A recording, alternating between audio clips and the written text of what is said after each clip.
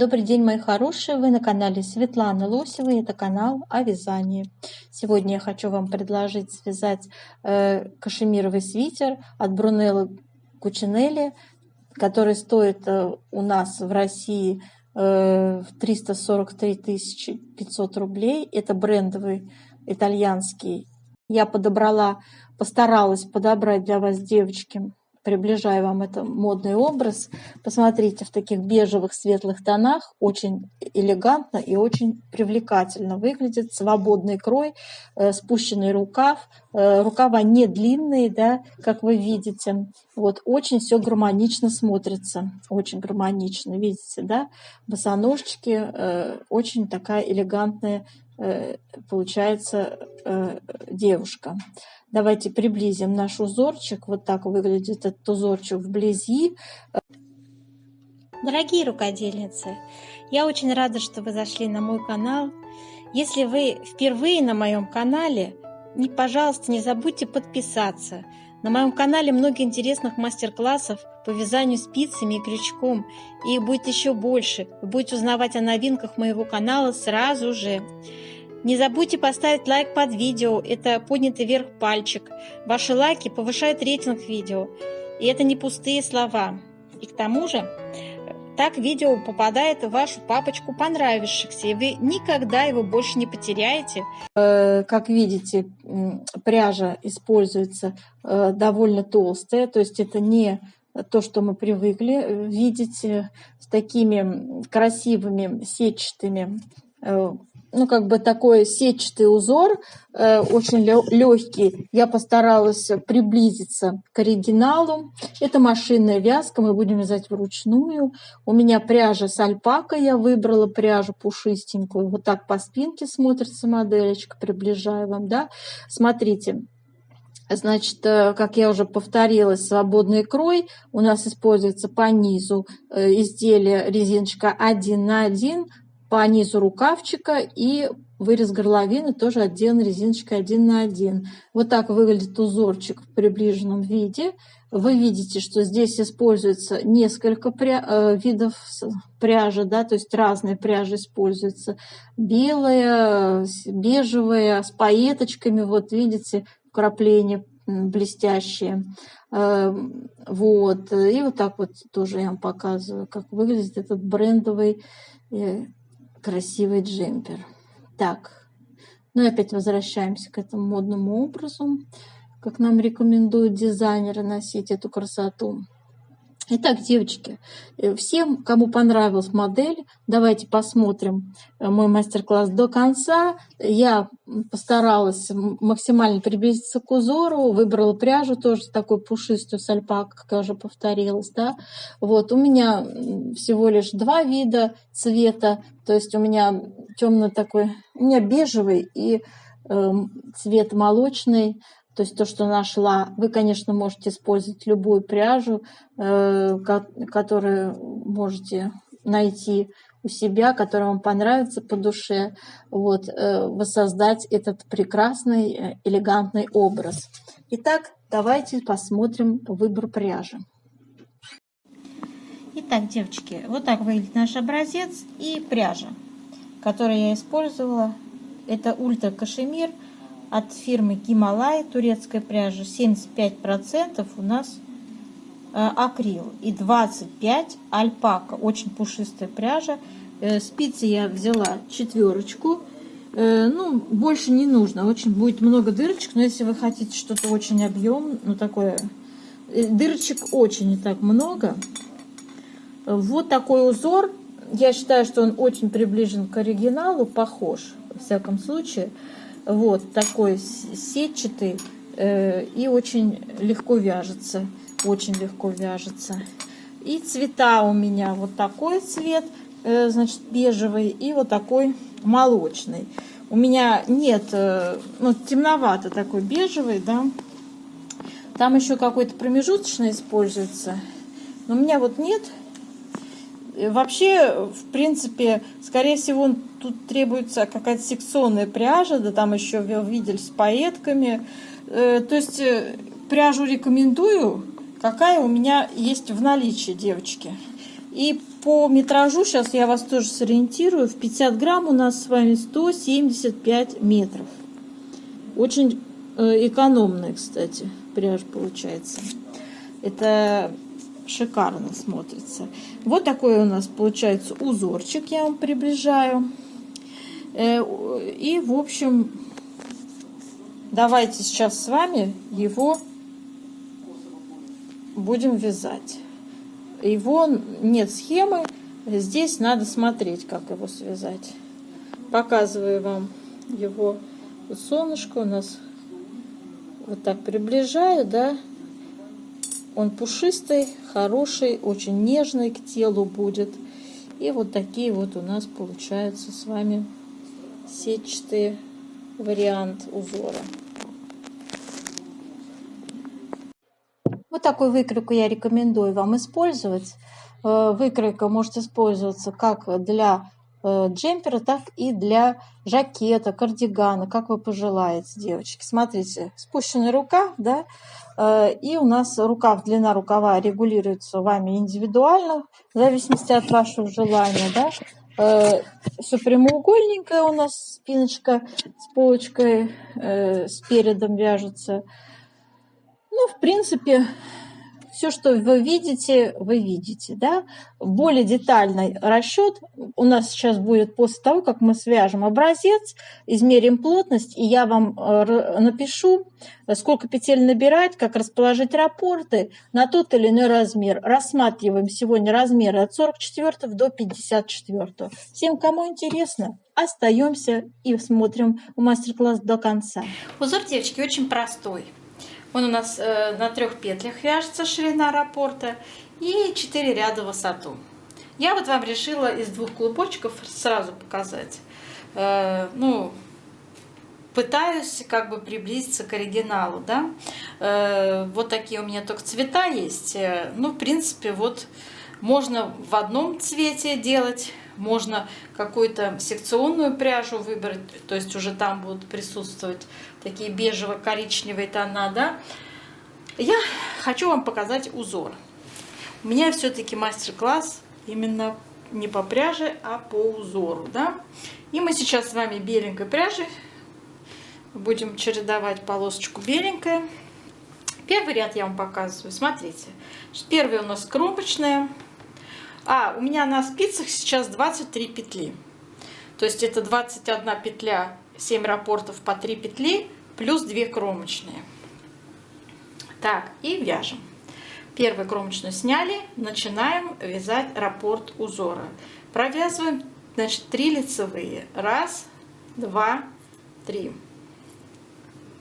Затем первую петлю вот так поддеваем с помощью левой спицы и перекидываем на следующие вот эти 2 и 3.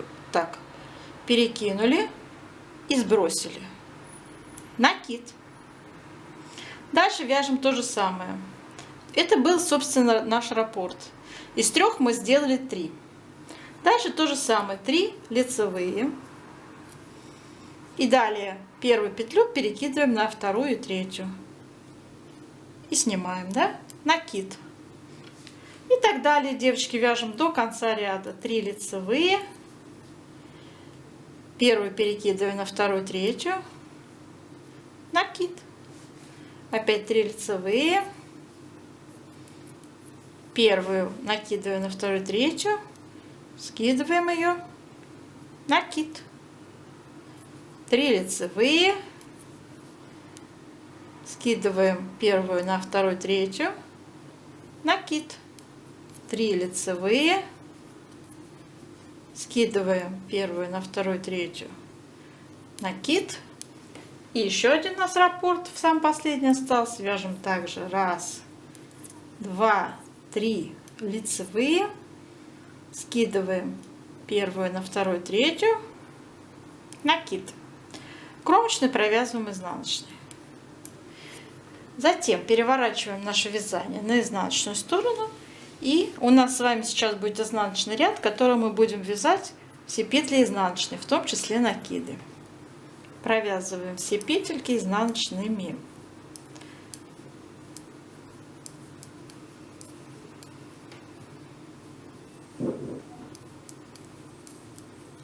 Давайте самостоятельно. Третий ряд у нас с вами нашего узора. Показываю. Значит, вяжем следующим образом. Начинается. Кромочную сняли. Первая идет лицевая просто, да. А затем провязываем вот эти 3 лицевые. Делаем накид, девочки, делаем накид и провязываем 3 лицевые. 1, 2, 3. И первую накидываем на вторую и третью. И вот так скидываем. Снова накид. Опять 3 лицевые. 1, 2, 3. Первую скидываем на вторую, третью. Накид. 1, 2, 3. Скидываем на вторую, третью. Накид. 1, 2, 3 лицевые. Скидываем на вторую, третью. Накид. 1, 2, 3. Скидываем на вторую, третью. Накид. Опять лицевая. 1, 2, 3 лицевые. Скидываем первую на вторую, третью. Накид. Не делаем здесь. Обращаю ваше внимание, накид не делаем здесь. Это последний у нас идет раппорт в нашем образце. Здесь накид делать не будем, потому что мы его уже вот здесь сделали, да? Вот. И просто провязываем 2 лицевые. Кромочная будет изнаночная. 4-й ряд переворачиваем, вяжем все петли у нас изнаночные. И на этом раппорт наш заканчивается. Все. Повтор идет снова с 1-го ряда. Вот такой у нас получается с вами, девочки, узор. Можно, конечно, делать однотонный, можно вот так, как я, чередовать, можно секционную пряжу использовать, да. То есть вообще, в принципе, узор очень простой и легкий, и он очень красивый. Согласитесь, так просто вяжется и очень эффектный такой получается. Особенно в пушистой пряже, да, вообще просто какая-то невесомость и очень красиво смотрится. Так, сейчас наша задача с вами сделать влажную тепловую обработку данного образца, чтобы измерить плотность, и кое-какие расчеты мы сейчас сделаем на разные размеры. Будем делать какие-то основополагающие моменты перед началом вязания. Сейчас затронем с вами. Итак, мы с вами делаем горячим паром, отдаем наш образец. Он становится влажненький, податливый. Мы его тянем, девочки, в разные стороны. Расправляем его. Потянули его очень хорошо вправо-влево, а оставили сохнуть.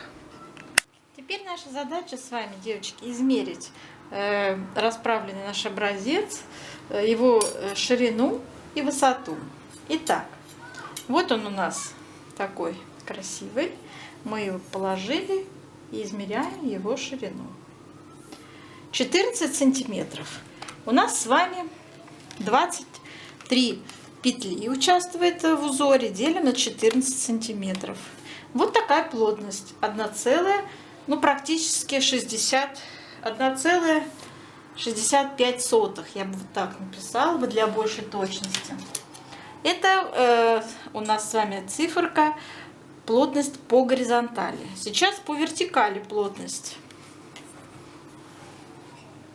Измеряем высоту нашу. Получается у меня 11,5. Считаем, сколько здесь рядов. Итак, у меня связано 20 рядов. И мы 20 рядов сейчас с вами поделим на 11,5 сантиметров. То есть я 20 делю на 11,5. Вот такая у нас плотность получилась по вертикали. Я тоже написала 75. То есть по горизонтали у нас циферка 1,65, а по вертикали 1,75 умещается в 1 сантиметре. То есть по горизонтали это петли, по вертикали это ряды.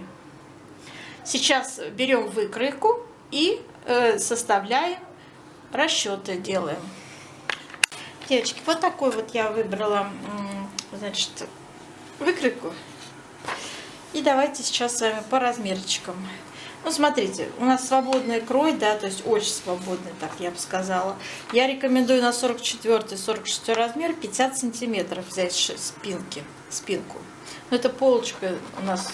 Ну, и если вы будете вязать кардиган или жакет, то, конечно, это будет полочка. А так спинка и перед одинаково вяжется, отличается лишь вырезом горловины. У переда он, конечно же, глубже, да?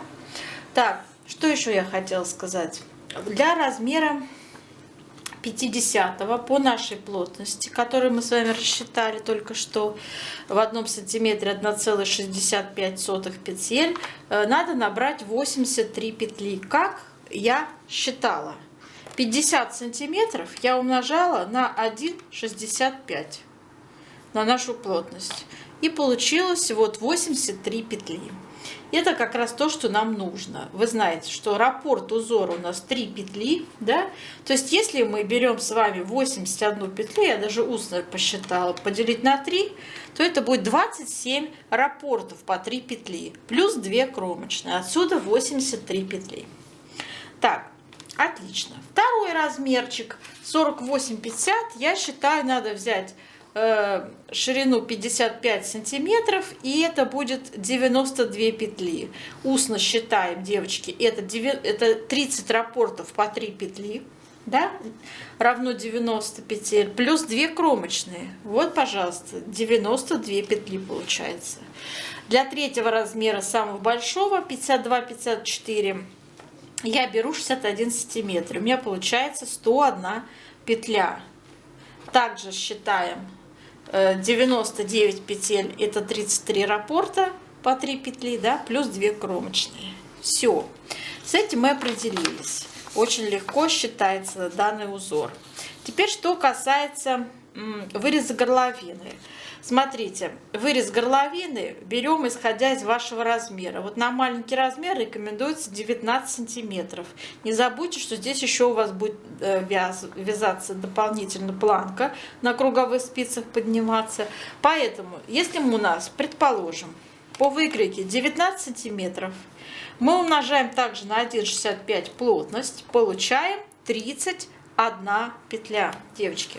То есть вырез горловины у нас составит 31 петлю. И все, что останется, это будут плечи. Как считаем? Ну вот, 83 петли всего. Отнимаем 31 петлю выреза горловины, получаем 52 петли на плечи. Делим на 2 плеча. Это 26 петель на каждое плечо. Аналогично считаем остальные размеры. Понятно, да? Вот эти все закругления тоже очень легко я обычно делаю. Смотрите, я обычно беру первые средние петли, а потом закругляю с каждого края по 5 петель. Последовательно, там, предположим, 3 петли закрыли, потом 2, и можно 2 раза по одной, да, то есть вот так, пожалуйста. А здесь средние идут. Ну, какие средние? С 31 отнять, получается 10, это 21 петля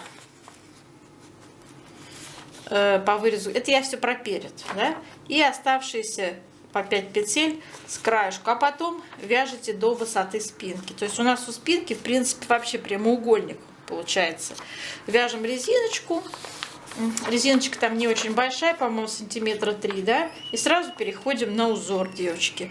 И смотрите, на пройму у нас стоит, ее высота будет 18 сантиметров на маленький размер.